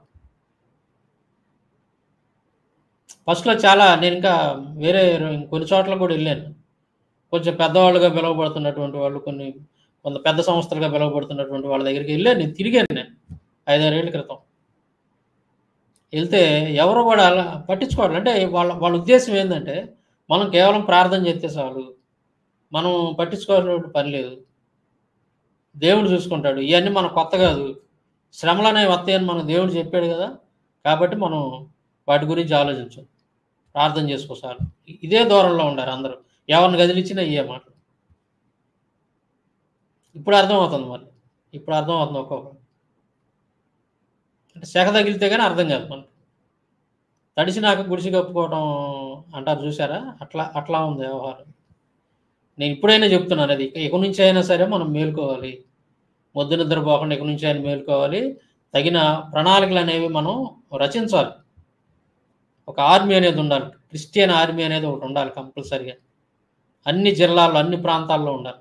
దీన్ని ఆవేశంతోటో, ఏదో మనం ఒక హీరోయిజం లాగా లేదంటే ఆవేశంతోటి చేసే పని కాదిది. ఖచ్చితంగా మేధావులైనటువంటి వాళ్ళు, క్రైస్తవుల్లో ఉన్నటువంటి మేధావి వర్గం ఎవరైతే ఉన్నారో వాళ్ళంతా కూడా ఆలోచించాలి. ఎలా మనం ముందుకెళ్తే బావుంటదనేది అందరూ కలిసి చర్చించి, ఆలోచించి మనం ఒక ఆర్మీని తయారు చేసుకోవాలి. ఈ ఆర్మీ ఎందుకు అవతల వాళ్ళ మీద ఫైట్ చేయడానికి, కొట్టి చంపటానికి కాదు. మనల్ని మనం ప్రొటెక్ట్ చేసుకోవడానికి. అవతలోడు మనల్ని చంపడానికొస్తే మనం చెయ్యి అడ్డం పెట్టి తప్పించుకోవడానికి. మనమే దెబ్బ పడకుండా మనం తప్పించుకోవడానికి, మనం ఎదుర్కోవడానికి, మనం అవతల వాడిని భయపెట్టడానికి ఖచ్చితంగా మనం రూపొందించుకోవాలంటే అవసరం ఉంది రాబోయే రోజుల్లో. అది నేను చెప్పదలుచుకున్నాను. చాలామందికి ఒక భావన ఉందండి. ఏందంటే ఇగో కూడా ఉంటుంది. నేను గమనించింది. నేను ఫీల్డ్‌లో తిరిగినప్పుడు నేను గమనించింది ఏందంటే చాలామందిలో ఒక ఇగో, ఒక రకమైనటువంటి సెల్ఫిష్‌నెస్. నకరికల్లులో ఒక ఇష్యూ జరిగింది. అదే స్టార్టింగ్ అనమాట. అంతకుముందు అట్లాంటి సంఘటనలు జరగటం గానీ, సోషల్ మీడియాలో వైరల్ అవ్వటం గానీ అంతకుముందు కాలంలో లేవు. మొట్టమొదటిసారిగా సుమారు ఒక 6, 7 సంవత్సరాలు అయ్యి ఉంటదనుకుంటా. కరుణాకర్ గారు వాళ్ళ బ్యాచ్ ఒక 10 మందొచ్చి నకరికల్లులో పాస్టర్ గారి మీద బైబిల్‌లో ఉన్నటువంటి విషయాలు ఏదో అది ఇది అని మాట్లాడి ఆయన మీద దాడి చేసి, ఆ చర్చి మీదకెళ్ళి దాడి చేసి గందరగోళం చేశారు. అది వీడియో తీసి మొత్తం యూట్యూబ్‌లో పెట్టుకున్నాడు కరుణాకర్ గారు వాడి ఛానెల్‌లో. చూసావా మా శివశక్తి సభ్యులు పోయి అది చేశారు, ఇది చేశారు. నాకు అది మన ప్రభుదాస్ బ్రదర్ పంపించాడు వాట్సాప్‌లో. అది జరిగి అప్పటికి 2 రోజులయింది. ఆ ఇష్యూ జరిగి. విజయవాడలో మన ప్రభుదాస్ ఉంటాడు కదా! ఆ బ్రదర్ నాకు పంపించాడు వాట్సాప్‌లో. బ్రదర్ ఇది ఒకసారి చూడండి అని. చూశాను. ఒక పాస్టర్ గారు పాపం ఆయన ఏమి చేయలేదు. ఆయన లోపల ఉన్నవాడిని బయటికి పిలిచి మరి ఆయన మీద దాడి చేసి నానా మాటలు మాట్లాడి గందరగోళం చేశారు. సుమారు 10, 15 మంది ఉంటారు ఈ శివశక్తి సభ్యులు. నేను చూశాను. ఆ వీడియో చూసి నాకేమనిపించిందంటే, అరే ఇంతమంది క్రైస్తవులు మనం ఉన్నాం. ఆ నగరకల్లు ప్రాంతంలో కూడా చర్చెస్ చాలా ఉన్నాయి. అంతమంది పాస్టర్లు కూడా చాలామంది ఉన్నారు. క్రైస్తవులు చాలామంది ఉన్నారు. మరి ఒక దైవజనుడి మీద ఈ రకంగా ఇంతమంది దొమ్మిగా పోయినప్పుడు, మరి అక్కడ ఉన్నటువంటి వాళ్ళు ఎందుకు స్పందించలేకపోయారు? ఇది ఇంత వైరల్ అవుతున్నా. కనీసం చుట్టుపక్కల వాళ్ళకి తెలిసింది కదా విషయం. వాళ్ళెందుకు స్పందించలేదు? ఎందుకు మౌనంగా ఉన్నారు? ఇలా మౌనంగా ఉంటే ఇలా అతని మీదకెళ్లారు. రేపు మిగతా వాళ్ళ మీద అవతల మీద వాడి మీద పోయినట్టు రేపు పొద్దున మన మీదకొస్తాడు. సో, నేనేం చేశానంటే వెంటనే అది చూసి సహించలేకపోయాను. నేను నాకు తెలిసినటువంటి వాళ్ళందరికి కూడా అంటే ఆ నగరకల్లు ప్రాంతంలో నాకు తెలిసినటువంటి సహోదరుల ద్వారాగా చుట్టుపక్కల అందరికి గూడా కబురు పంపించాను. ఏంది 2 రోజుల తర్వాత ఆ నగరకల్లు పాస్టర్ దగ్గర మీటింగ్ పెడుతున్నాం మేము. ఆయన మీద జరిగినటువంటి దాడికి నిరసనగా మేము మీటింగ్ పెట్టి అక్కడ ఒక సమావేశం ఏర్పాటు చేసి వచ్చిన వాళ్ళందరి మీద కూడా కేసు ఫైల్ చేస్తున్నాం.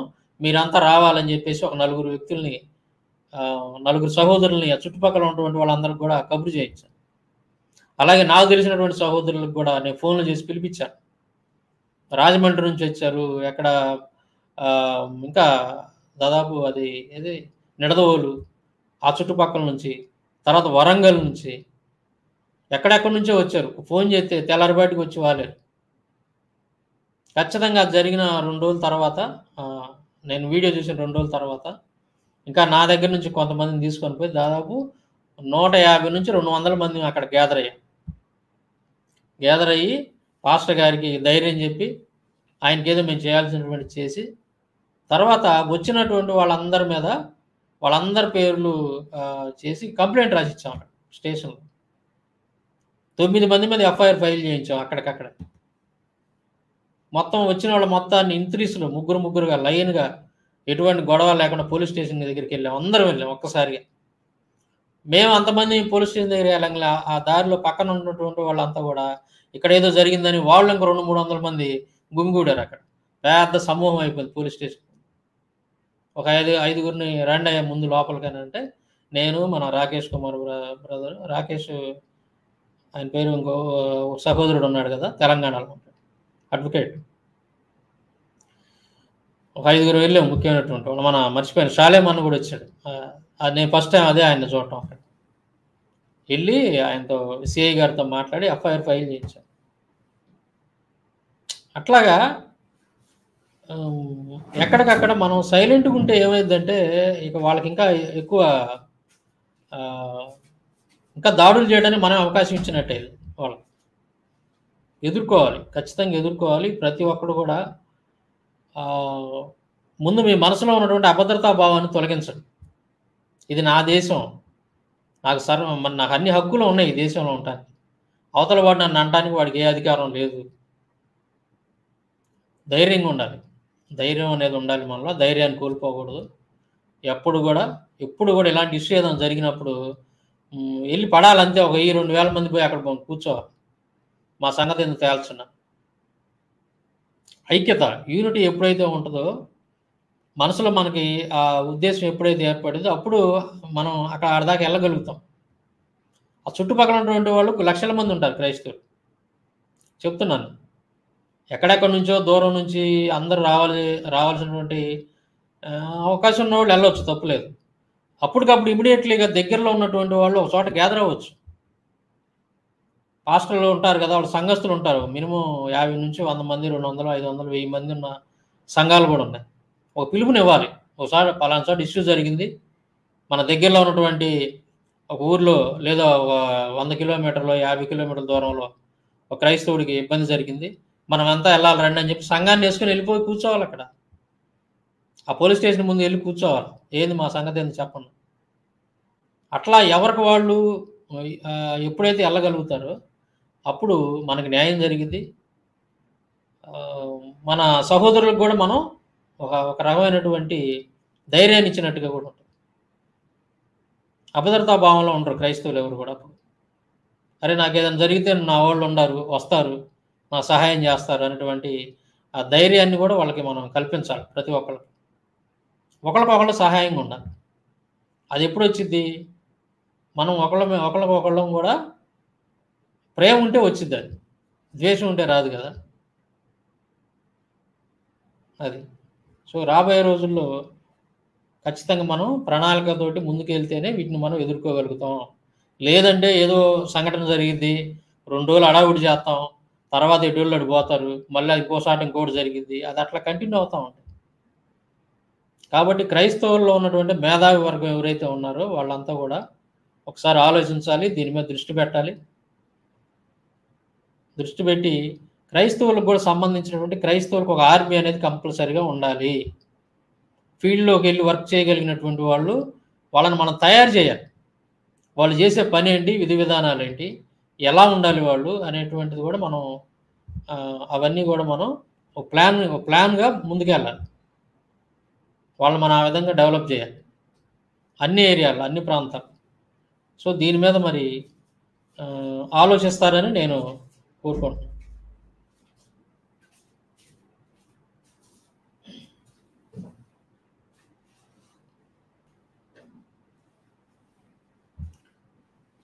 సరే, సహోదరులు ఎవరైనా ఏదన్నా మాట్లాడితే కామెంట్ రూపంలో ఏదన్నా ప్రశ్న అడిగితే, మీరు ఏదైనా మాట్లాడుంటే చెప్పండి. ఒక 5-10 నిమిషాల్లో ముగిచ్చేస్తాను మీతో మాట్లాడి.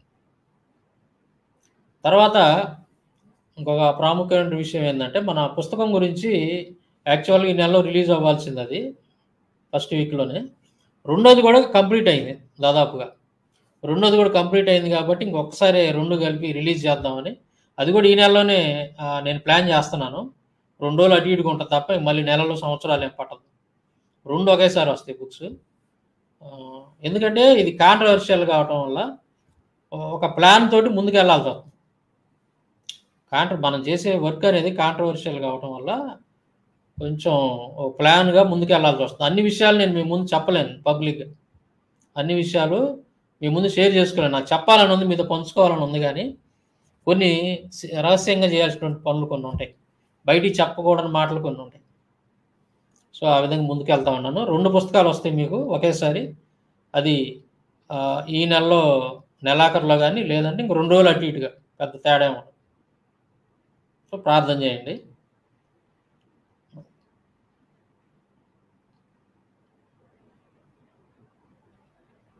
పుస్తకం గురించి ఇప్పుడే చెప్పాను బ్రదర్. 2 పుస్తకాలు వస్తున్నాయి, అందుకే అది ఫస్ట్ ఆపాను అట్లా, రెండవసారి రిలీజ్ చేద్దామని. రెండోది కూడా అయిపోయింది కాబట్టి.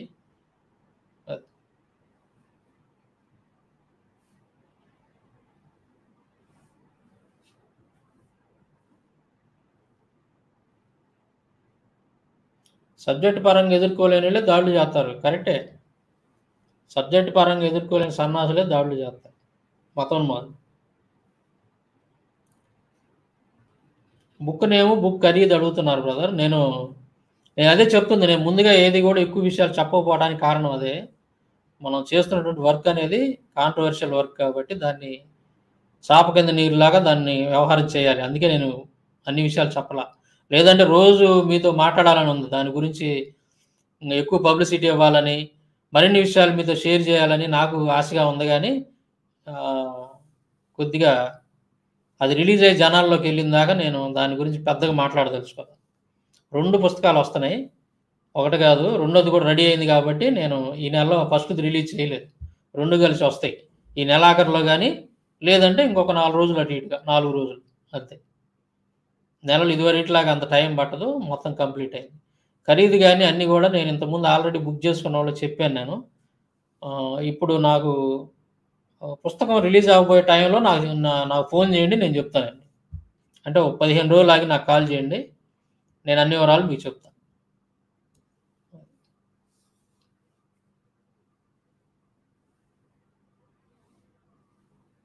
క్రిస్టియన్ అంటే భయపడేలా చేయాలి. మతోన్మాదులు భయపడేలా చేయాలి. ఖచ్చితంగా. మతోన్మాదులు ఈడు క్రైస్తవుడురా అంటే భయపడేటట్టు చేయాలి. అది.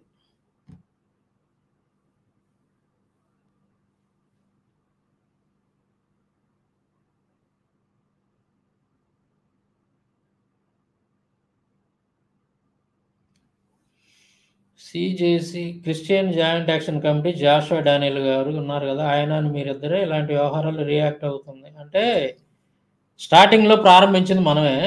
నేను చాలా ఫీల్డ్‌లో తిరిగాం అప్పట్లో. చాలా జేశాను. తర్వాత నాకు కొంచెం ఆరోగ్యపరమైనటువంటి కొన్ని సమస్యలొకటి బయటికి ఎక్కువగా ఎళ్ళలేకపోవటం వల్ల నేను వెళ్ళలేకపోతున్నాను. మన సహోదరులు కంటిన్యూ చేస్తున్నారు వర్కు. కొంతమంది బయట తిరుగుతున్నారు. మన జాషువా డానియల్ గారు గాని, తర్వాత ఇంకా పీటర్ పుట్ట గాని, ఇంకా కొంతమంది సహోదరులు చేస్తున్నారు వర్క్. మంచిగా చేస్తున్నారు. వాళ్ళందరికి మనం సపోర్ట్ చేయాలి.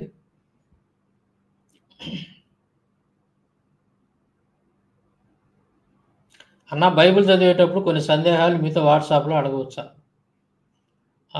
ఖచ్చితంగా బ్రదర్. నేనిప్పుడు ఈ పుస్తకం పని మీద ఉన్నాను గాబట్టి, బయటికొచ్చిన తర్వాత కొద్దిగా ఫ్రీ అవుతాను. అలాంటి విషయాలు మనం వాట్సాప్‌లో గావచ్చు, లేదంటే ఫోన్‌లోనైనా సరే మాట్లాడదాం బ్రదర్. నాకు తెలిసినంత వరకు నేను చెప్తాను.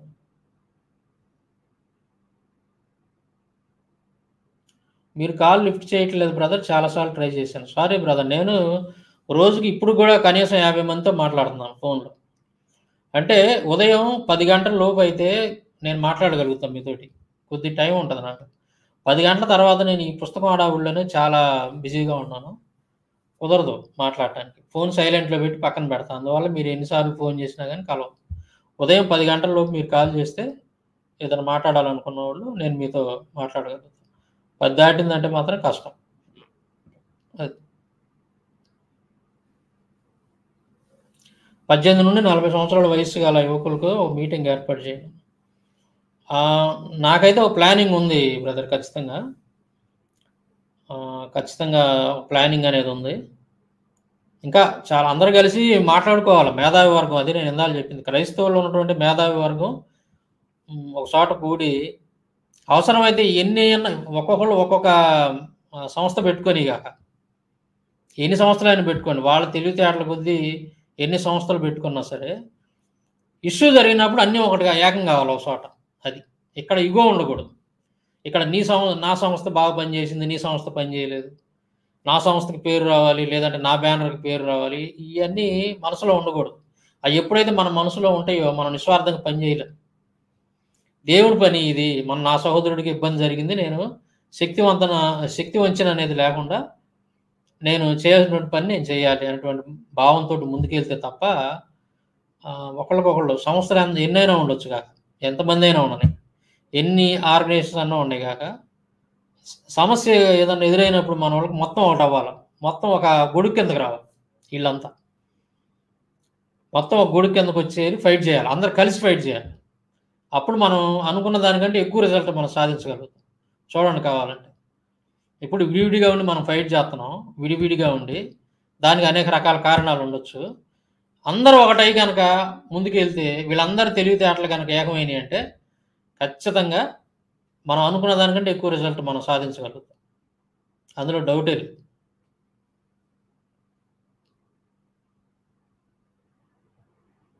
యూట్యూబ్‌లో మత పిచ్చోళ్ళందరూ వాళ్ళు ఎన్ని దన్నుకున్నా ఏదైనా గాని ఇప్పుడు ఉదాహరణ కనుక మనం చూస్తే సహోదరుడు ఎవరో మంచి కామెంట్ పెట్టాడు, విక్టర్ సామ్యల్. యూట్యూబ్లో ఈ మత పిచ్చోళ్ళందరూ తన్నుకున్నా, ఎంత తన్నుకున్నా కానీ అందరు కలిసి ఏకం అవుతున్నారు ఇష్యూ ఏదైనా వచ్చినప్పుడు. వాళ్ళకి కలిసి ఫైట్ చేస్తున్నారు. కానీ మనం క్రైస్తవులు మాత్రం వాళ్ళు యూట్యూబ్లో ఒకళ్ళనొకళ్ళు తిట్టుకోవడం సరిపోతుంది అని బాధపడుతున్నట్టుగా కామెంట్ పెట్టాడు సహోదరుడు. కరెక్టే మీరు చెప్పింది. సరే, ఇక నుంచి ఇప్పుడు దాకా జరిగింది ఏదో జరిగింది. ఇక నుంచి అలా కాకుండా మనం ఆలోచించి ముందుకెళ్తే బాగుంటుంది. యూత్ సెమినార్లు పెట్టాలి కంపల్సరీగా బ్రదర్. నాకైతే అదే ఆలోచన ఉంది రాబోయే రోజుల్లో. యూత్ రావాలి ముందు. యూత్ తోటే మనం ఏదైనా చేయగలుగుతాం.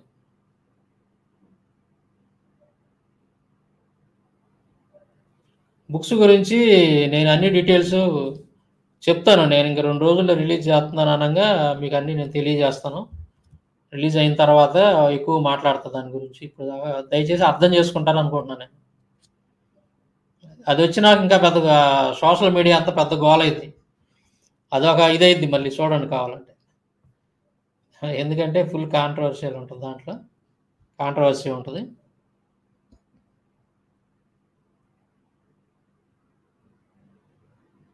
హైదరాబాద్లో మీటింగ్ పెట్టండి బ్రదర్.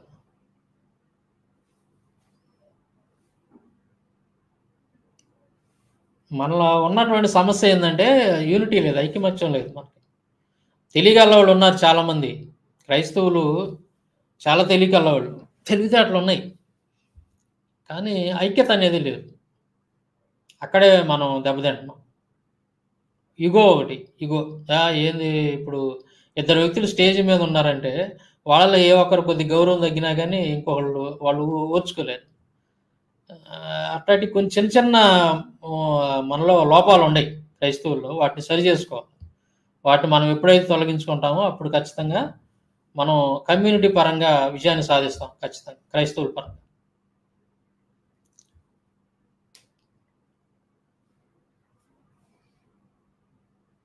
యూత్ మీటింగ్ పెట్టాలి, సెమినార్లు పెట్టాలి, అవగాహన కల్పించాలి. సోషల్ మీడియాలో ఈ సిద్ధాంతపరంగా ఎలా ఎదుర్కోవాలనేది ఇప్పుడు మన పుస్తకాలు వచ్చిన తర్వాత ప్రతి ఒక్కళ్ళకి కూడా మంచి సబ్జెక్ట్ ఉంటుంది చేతిలో. మీరే ఎదుర్కొంటారు. ఇంక మీకు వేరే వాళ్ళు ఎవరు చెప్పాల్సిన అవసరం లేదు. మతోన్మాదుల్ని డిబేట్స్ మీరు ఇక ఫేస్బుక్లో కానీ, వాట్సాప్లో కానీ, ఫోన్ల ద్వారా కానీ ప్రతి ఒక్కడు ఒక సాంశరం అయిపోతాడు ఖచ్చితంగా పుస్తకాలు చేతిలో ఉంటాయి. నా ఉద్దేశం కూడా అదే. సిద్ధాంతపరంగా మనం ఖచ్చితంగా వాటిని ఎదుర్కొంటాం, అందులో ఇబ్బంది ఏం లేదు. కానీ ఫిజికల్గా ఎలా ప్రొటెక్ట్ అవ్వాలి అనేది దాని మీద మనం దృష్టి పెట్టాలి.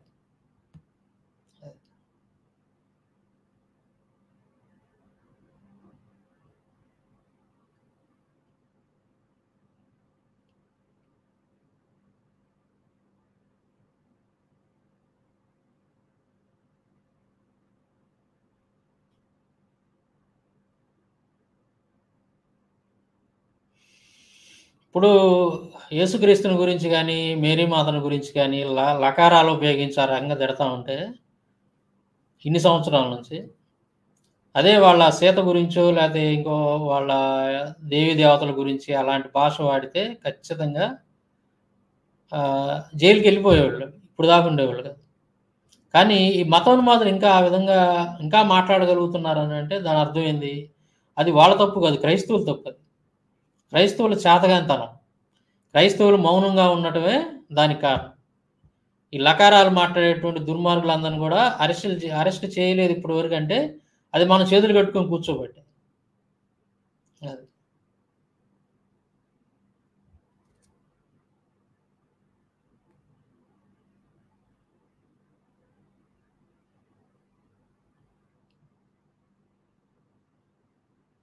కొద్దిగా ఈగోలు అనేవి పోవాలండి మనలో. నగరకల్లో ఇష్యూ జరిగినప్పుడు, పాస్టర్ గారి మీద దాడి జరిగినప్పుడు నేను అక్కడ సమావేశం ఏర్పాటు చేయటానికి ముందుగా నాకు వేరే వాళ్ళు ఒక నెంబర్ ఇచ్చారు. ఒక ప్రముఖమైనటువంటి సంస్థ, క్రిస్టియన్ సంస్థ. వాళ్ళకి నేను ఫోన్ చేశాను. ఫోన్ చేస్తే అతను ఏమన్నాడంటే, ఆ లీడర్ ఏమన్నాడంటే, మాకు చెప్పలేదు కదండి, అక్కడ ఇలా జరిగిన సంగతి మాకెవరూ చెప్పలేదే, ఆ పాస్టర్ గారు మాకు చెప్పలేదే, చెప్పినట్టుగైతే మేము వచ్చేవాళ్ళం, ఆయన చెప్పకుండా మేము రావండి అని చెప్పి అన్నాడు. నగరకల్లు పాస్టర్ గారి మీద దాడి జరిగిందండి. మరి మేము ఇట్లా అందరం వెళ్తున్నాము. మీరు కూడా రావాలి. మనందరం కలిసి దాన్ని ఖండించాలి. వాళ్ళ మీద మనం కేసులు పెట్టాలి. రండి అని అంటే వాళ్ళ పెద్ద సంస్థ. ఆయన ఓ పిలుపునిచ్చాడంటే వచ్చి పడతారు 1000 మంది. అటువంటి వ్యక్తి. అంటే వాళ్ళ పేర్లు నేను చెప్పదలుచుకోవట్లేదులే. ఆయనకి ఫోన్ చేస్తే ఆయన అన్న మాట అదనమాట. దాడి జరిగిన పాస్టర్ గారు మాకు చెప్పలేదే. అంటే ఏంది? వాళ్ళొచ్చి నేను బతిమలాడితే నువ్వు వెళ్తావు, లేకపోతే వెళ్ళవనమాట. అంటే నేను ఆయన అన్నాను తర్వాత, అదేమన్నా పెళ్ళి అయిందండి, వాళ్ళ ఇంట్లో పెళ్ళా మీకొచ్చి అవ్వడానికి? ఇలాంటివి చెప్పేదేందండి అసల? మనకేదైనా ఇష్యూ ఏదైనా జరిగిందని తెలిసినప్పుడు ఎమ్మటే మనం వెళ్ళాలి కదా! యాక్షన్ తీసుకోవాలి కదా! మన వంతు పని మనం చేయాలి కదా! వాళ్ళొచ్చి మనకి చెప్పేదేందండి అని చెప్పేసి నేనంటే, అతను నా మీద సీరియస్ అయ్యాడు. హ్మ్. అట్లా కొంతమందున్నారు. ఇగోలనమాట.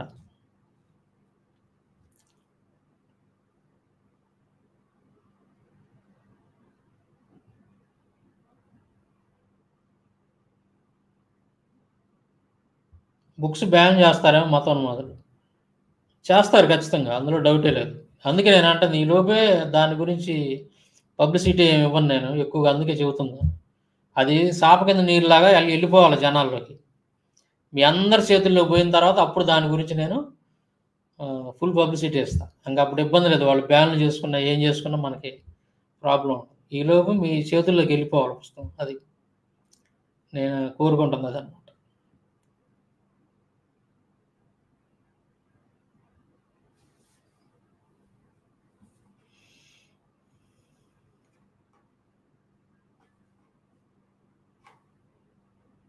ఈ దాడులు చేపిచ్చేది మన పైన గవర్నమెంటే. ఏదైనా కావచ్చు బ్రదర్. ఇప్పుడు ఏదైనా సరే మనం ఒకటే నేను ఫస్ట్‌లో చెప్పిందదే. మన పక్షంగా జీవము కలిగినటువంటి దేవుడు మనకు తోడుగా ఉన్నాడు. మనం దేనికి భయపడాల్సిన పని లేదు. న్యాయంగా మనం చేసినటువంటి పని మనం చేసుకుంటా ముందుకెళ్ళటమే. ధైర్యంగా ఉండాలి. అయ్యో! అవతల గవర్నమెంటే మన మీదకొస్తా ఉంది అని అసల మనం ఆ భయం అనేది మనకు ఉండకూడదు. మన పక్షంగా దేవుడున్నాడు తోడుగా. మనం ఇంక వాళ్ళకెందుకు భయపడటం మనం? ఎవరికి భయపడాలి మనం?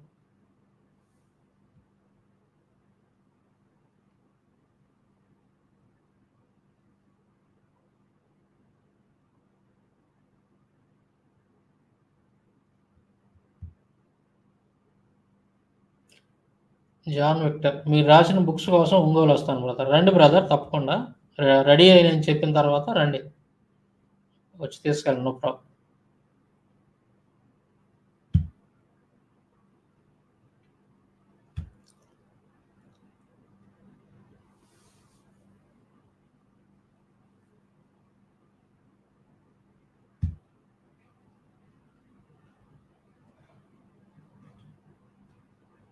కొరియర్ చేస్తారా? కొరియర్ పంపిస్తాను బ్రదర్ నేను ఖచ్చితంగా పంపిస్తాను మీ అందరికి.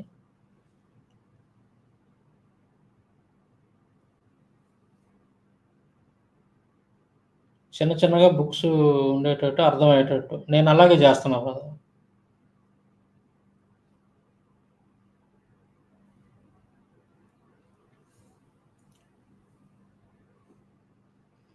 సరే బ్రదర్ మరి.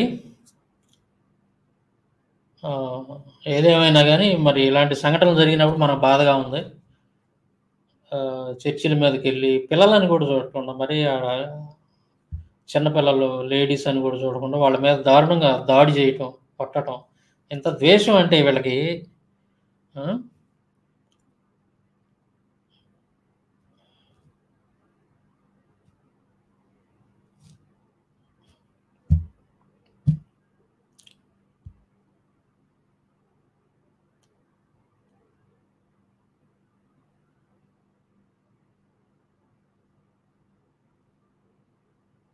144 సెక్షను ఉంది జనరల్‌లో. ఉంది. కానీ అంత సీరియస్ పరిస్థితి ఉన్నా గానీ ప్రధానంగా మీడియాలో అసలు దాని గురించి చూడు ఏమన్నా అసలు హైలైట్ చేశారేమో చూడు. అసలు న్యూస్ ఏమన్నా వచ్చిందేమో చూడండి. అంటే, అంటే జరుగుతున్నటువంటి పరిస్థితులను బట్టి మనం దానికి తగ్గట్టుగా ప్లాన్‌లు మనం రూపొందించుకోవాలి. ప్లాన్ చేసుకొని ముందుకెళ్ళాలి మనం క్రైస్తవులు. అది ఎదుర్కోవాలి ధైర్యంగా. ఇప్పుడు ఇజ్రాయేలీలు మనకి స్ఫూర్తి అనమాట. పోరాటంలో ఇశ్రాయేలీయులని చూసి నేర్చుకోవాలి మనం.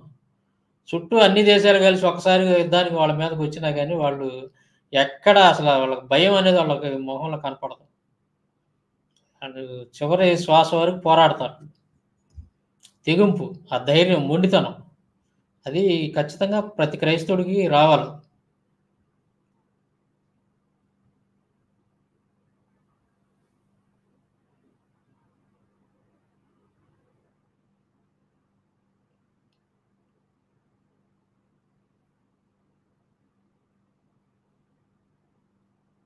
ఎవడైనా మీకు శివశక్తి ఛానెల్‌లో ఎవడైనా మీకు సువార్త చెప్తే, ఈ ప్రశ్నలు వేసి అడగండి. ఆ ప్రశ్నలు గాదు.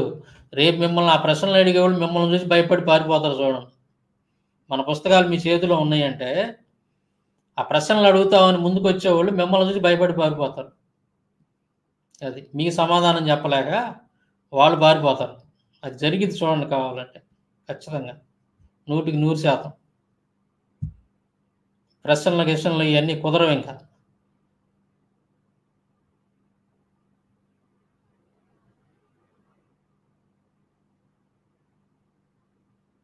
బుక్స్ కాస్ట్ అడుగుతున్నారు. నేను ఆల్రెడీ బుక్ చేసుకున్నటువంటి వాళ్ళకి చెప్పాను.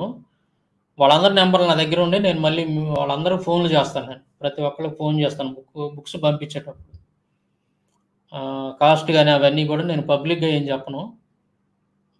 ఖచ్చితంగా ఒక 15 రోజులాగి నాకు కాల్ చేయండి మీరందరూ. అప్పటికి అయిపోయిద్ది దాదాపు 99% వర్క్ అయిపోద్ది. రెండోది కూడా అయిపోవచ్చింది బుక్. అందువలన 2 కలిపి ఎట్లాగో అయిపోయింది కదా! 2 కలిపి రిలీజ్ చేద్దాం అన్నట్టుగా ఆగాననమాట. లేదా ఒకటైతే పోయిన నెలలో నెలాఖరులోనే రిలీజ్ చేసాం. ఇదేమో కాంట్రోవర్సీ కావటాన ఒక్కసారే రిలీజ్ చేసేద్దాం 2. అంటే ఎక్కువ మ్యాటర్. ఎక్కువ సబ్జెక్ట్ జనాల్లోకెళ్ళిపోతే, ఆ తర్వాత వాళ్ళు బ్యాన్‌లు, గీన్‌లు ఏది చేసుకున్నా గాని మనకి ఇబ్బందుండదు. నేనది ఆలోచించాననమాట.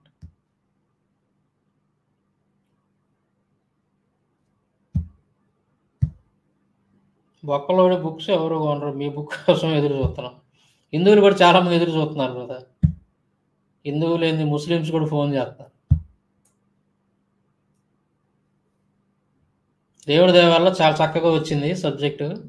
మీరందరూ మీ మీ ఎక్స్‌పెక్టేషన్స్ ఏది గూడా వాటికి తగ్గకుండానా నేను రూపొందించాను. మీకు ఏదైతే కావాలో ఈ కాలంలో గాని, రాబోయే కాలంలో గాని మతోన్మాదుల్ని ఎదుర్కోవాలంటే, మీ దగ్గర ఎలాంటి సబ్జెక్ట్ ఉండాలో, అలాంటి సబ్జెక్ట్‌ని మొత్తం గూడా రెఫరెన్స్‌లతోటి, శ్లోకాలతోటి చాలా క్లియర్‌గా ఇచ్చాను.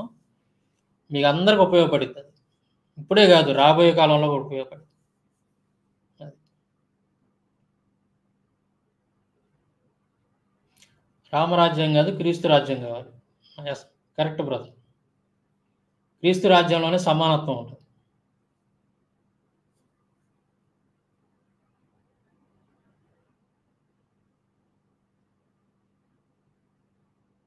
మీ బుక్ కావాలంటే మేమేం జేయాలి? నాకు 15 రోజులాగి కాల్ జేయండి మీరందరూ.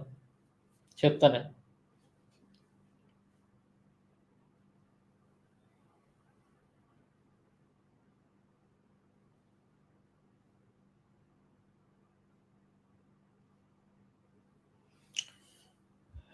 ఓకే బ్రదర్ మరి.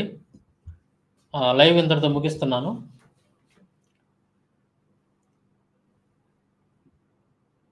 ఇప్పుడు దాకా లైవ్‌ని వీక్షించినటువంటి సహోదరులందరికి గూడా మన ప్రభు అయిన యేసుక్రీస్తు నామంలో మరొకసారి వందనాలు తెలియజేసుకుంటూ సెలవు తీసుకుంటాం. Thank you.